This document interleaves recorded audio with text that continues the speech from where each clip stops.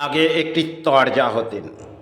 সে তরজা হয়তো আজকে টেলিভিশন চ্যানেলে আমরা কিছু তরজা দেখছি, আর সে তরজা সে সময় এই রেডিও এই সমের মাধ্যমে বহু মানুষ তার শুনতেন কিছু সে সময়। আজকে আমরা বহু কিছু পেয়েছি, আর সেগুলো ইন্টারনেট, আর তাতে দেখব ভারতবর্ষের এক একটি মিডিয়া সেও এক লড়াই যেন চালিয়ে যাচ্ছে। কারণ কেউ আসছে আর তাকে সাহারার মাঝেই তুলে দিচ্ছেন।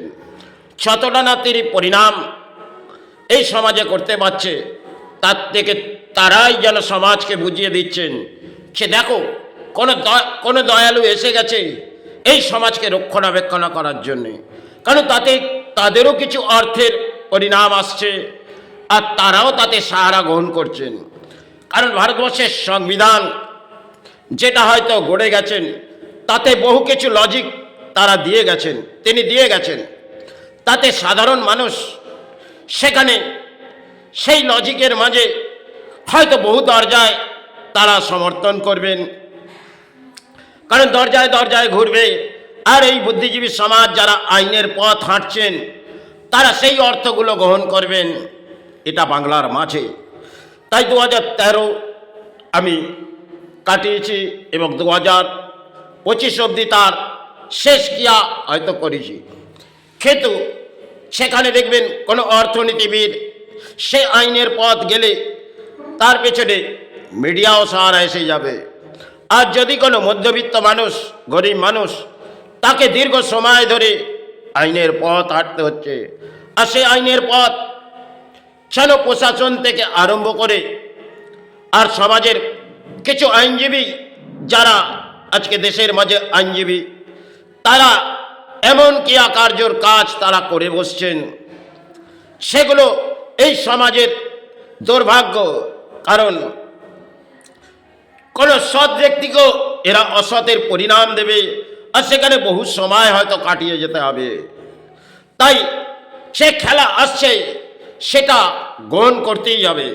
কারণ বহু সময় ধরে হয়তো তরজা হয়েছিলেন, সে তরজা চলে গেছেন। আজ রাজনীতির এক তরজা, সেখানে দেশের মিডিয়া থেকে আরম্ভ করে দেশের বহু মানুষ বুদ্ধিজীবী তারা অর্থের জন্যে একটা প্রচার হয়তো মিডিয়া চ্যানেলে করে, আর সেখানে সমাজকে কিছু দেখায়।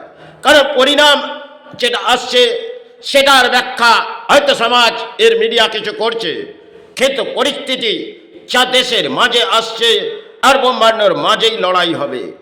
কারণ যে লড়াই আজকে রাজনীতি নিয়ে করে যাচ্ছেন, এটা তো একটি তরজার মতন। সেই সময় তরজা ছিল, আজকে রাজনীতির তরজা।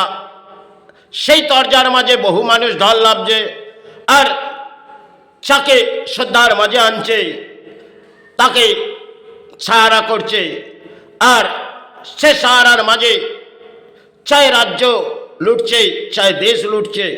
এটাই তো রাজনীতিতে প্রধান ধর্ম। একটা সময় দেখবেন যাকে ফুল দিচ্ছেন, ফুলের মালা গ্রহণ করাচ্ছেন, আবার তাকেই জুতোর মালা গ্রহণ করাচ্ছেন, এটা রাজনীতিতে। তাইলে এই পরিস্থিতিতে রাজনীতির নেতারা উচ্চ স্তরে ভাসছেন, আর প্রকৃতির যখন প্রলয় আসছেন তখন এরা নিজে নিজের মুখে বস্ত্র বেঁধে নিচ্ছেন। কারণ করোনাকাল, সেখানে বাংলায় খেলা হবে।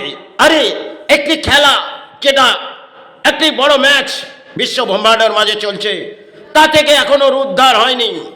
আর নেতারা আর বুদ্ধিজীবী সমাজ পথে ঢল নেমে পড়েছে। কারণ খেলা হবে, কি খেলা হবে? তাহলে এই ব্রহ্মাণ্ডের মাঝে খেলা তাদেরকেই দেখতে হবে। আর তারা কোন সাহারার মাঝে আছে? জানো, এই প্রকৃতিতে একটা প্রলয় দেখছেন, আর মহা প্রলয় দেখবেন। তাতে সমাজ কোথায় যাবে? আর সমাজের মধ্যবিত্ত মানুষ সারা এই নেতাদের সাহারা আনছেন, আর ঢল নেমে পড়েছে ভারতবর্ষের মাঝে। জানো, কেউ সাহারা আসছে, সাল আসছে, যখন তার উৎসবের মতন মেতে পড়ি, লাখো মানুষ সেখানে ঢল নেমে যাচ্ছে। আর করোনা কাল, যেখানে পথে বেরোনো যায় না, আর এই নেতারা সাধারণ মানুষকে চলো ব্রিগেড ময়দান, আর চলো চলো আমার জনজোয়ার ভাসবে, আমি খেলবো মাঠে, এটাই তো ঘটছে। আর এই ঘটাতে তার দায়বদ্ধতা তারাই, কিন্তু এটা সমাজের পরিস্থিতি হয়তো এসেছে। দেখবেন আজকে যে চিৎকার মিডিয়ারা করছেন, তাতে এদের অর্থ কিছু সঞ্চয় আছে, আর সেই অর্থ দেশের নেতারা দেবেন, আর সেই অর্থ দেশ থেকেই দেবেন। আর এক একটা নেতা অধিক অর্থ এই দেশ থেকেই লুটছে, এই দেশ থেকে। সেখানে সংবিধান আইন যিনি বেঁধে গেছেন, তিনি হয়তো বহু পাপ কর্ম এর মধ্যে করে গেছে, কারণ আইনের যখন পত্রে তিনি বেঁধেছেন তাতে বহু লজিক তিনি বেঁধেছেন।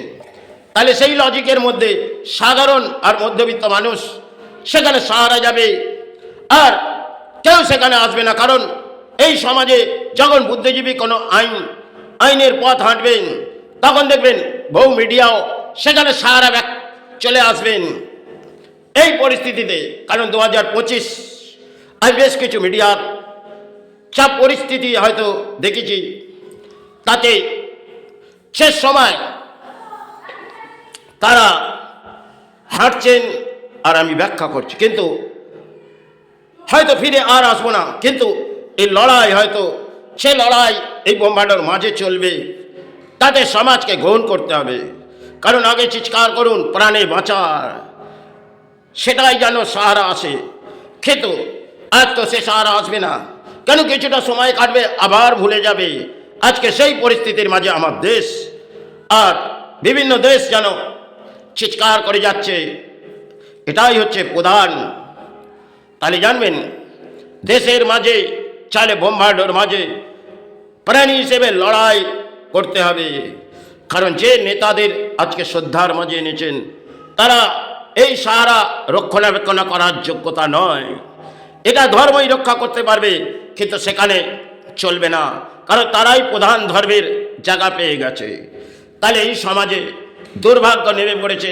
কোটি কোটি মানুষ সতের থেকে অসৎ বেশি, পাপের থেকে যেন পুণ্যের থেকে পাপ এই সমাজে ভরে উঠেছে। তাই এ দণ্ড সমাজকে মেনে নিতে হবে। তাই পরিস্থিতি এই বাংলার আর এই ভারতবর্ষের, কারণ দেখবেন সেখানে আজ যারা এই রাজ্যের মাঝে চিৎকার করে বেড়াচ্ছে, তারা বুদ্ধিজীবী সমাজ, তারাই দেখুক, তারাই রক্ষা করুক। হয়তো আজ মিডিয়া দেখাচ্ছেন, দেখো বহু জায়গায় কিছু কেঁপে উঠছে, কিন্তু পরিস্থিতি আসবে। কারণ এতটা ভয়ঙ্কর এখনো আসেনি।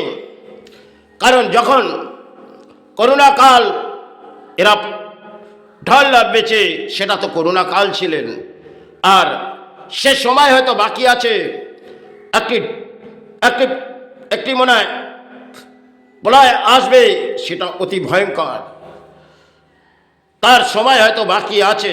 কিন্তু সিমটান যা পাওয়া যাচ্ছে তাতে একটি মহাপ্রলয়, এটা হয়তো সময় আসবে। এটা হয়তো সমাজের পরিস্থিতি অনুযায়ী কেন আসবে, কারণ সমাজ ভেঙে পড়েছে।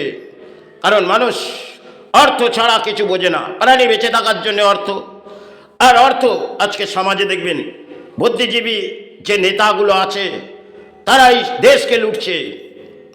আর এক একটা রাজ্যের নেতা, তারা যেন দেশকে, একটা সময় দেশের মাঝে ডাকাত আসতেন, তারা ডাকাতি করে যেতেন, আরেকটি দিয়া জ্বালিয়ে যেতেন। আজকে মনে হয় এই দিয়া সে জ্বলবে না, কারণ তাদের হাত দিয়ে এ দিয়া জ্বলবে না, কারণ তাদেরকে সমাজ একবার ফুলপুষ্প দিচ্ছে, আবার একবার জুতোর মালা পরাচ্ছে। এটাই কলির একটা খেলা। তাহলে এই অংশে হয়তো দেখেছেন বহু কিছু, আরও কিছু দেখবেন। তবে যতটা পথ হেঁটেছি, আর বহু পথ হয়তো দূরে যেতে হবে। কিন্তু এই সমাজে ঘটছে কি আর ঘটবে কি দেখুন। আর এই নেতাদের চিৎকার করে এই যে মিডিয়াগুলো সমাজকে যেন চিৎকার করে করে বেড়াচ্ছে, থাকো তোমাদের কেউ সাহারা এসেছে, তোমরা তার সাহারার মাঝে এসো, এটাই তো দেশে চলছে। এটাই রাজ্যের মাঝে চলছে। তাতে যদি মহাপ্রলয় আসে সেটা তাদেরকে চিৎকার করতে হবে, সমস্ত কিছু কর্ম বন্ধ করে দিয়ে এই লড়াই লড়াই লড়াই এটাই হবে। সাথে না আসুক কিন্তু হবে, কারণ পরিস্থিতি ভয়ঙ্কর আসবে। কারণ দেশের মাঝে যে ঢল নেমে পড়েছে রাজনীতি, আর সেটাই শ্রদ্ধার মাঝে জায়গা হয়ে গেছে। ধর্মকে তারাই তলানিতে পাঠিয়েছে, ছাড়া নেতা। আর তার পেছনে বুদ্ধিজীবী সমাজ। পরিস্থিতি হয়তো আসবে, অতি ভয়ঙ্কর না আসুক কিন্তু আসবে। হয়তো মাটি একটু কেঁপেছে, আপনারা চিৎকার করে যাচ্ছেন, কিন্তু তখন দেখবেন এক একটি স্তর ভেঙে পড়বে, তার রক্ষা করার কারো ক্ষমতা নেই। তবে আগে তাকেই ডাকুন। আজও প্রাণীকে সাহারার মাঝে যদি প্রাণের সাহারার মাঝে ডাকে, হয়তো কিছু মুক্তির দ্বার আসতে পারে, কিন্তু আসা পরিস্থিতি কিন্তু যোগ্যতা নয়। কারণ এটা প্রলয় গেছে, মহাপ্রলয় আসবে, তাতে সমাজকে মেনে নিতে হবে। কিছু কিছু মানুষ হয়তো মারা যাবেন, এটাই। কারণ দেশের মাঝে আর রাজ্যের মাঝে এবং বিশ্বের মাঝে চলবে। কতটা ভয়ঙ্কর আসবে সেটা এখনো বিজ্ঞানও সমর্থন দিতে পারছে না। তবে সেখানে আসবে, যে কোনো রাজ্যের মাঝে আসুক, কারণ বাংলা তো তলানিতে চলে গেছে। তবে বাংলাতে আসবে কিছু, কারণ যে বাংলায় সাধনা করে গেছেন যারা, আর সেই বাংলায় আসা যায় না। কিন্তু তবুও সে বাংলা তলানিতে চলে গেছে, সেখানে ধর্ম সর্বস্তরে নিচ স্তরে পাঠিয়েছে এই নেতারা। তাহলে এই সমাজকে দেখতে হবে, এই নেতা বুদ্ধিজীবী সমাজ রক্ষা করতে পারে কিনা। কারণ এরা লুস্থ হয়ে পড়বে, যখনই দেশের মধ্যে প্রলয় নামবে, তাহলে মনে হয় রক্ষা করার মতন তিনি থাকবে। কিন্তু তাকে তো ডাকছেন না, ডাকছেন নেতাদের। তাকেই ডেকে থাকুন, তারাই রক্ষা করুক, এটাই জানবেন। তবে পরিস্থিতি কিন্তু ভয়ঙ্কর। আসবে, সমাজকে মেনে নিতে হবে। তবে কামনা করি যাতে না আসুক, কারণ সৎ আছে, কিন্তু সতের থেকে অসৎ বেশি, পুণ্যের থেকে পাপের ঘোড়া বেশি। তাই যাই হোক, সমাজ এটা গ্রহণ করুক।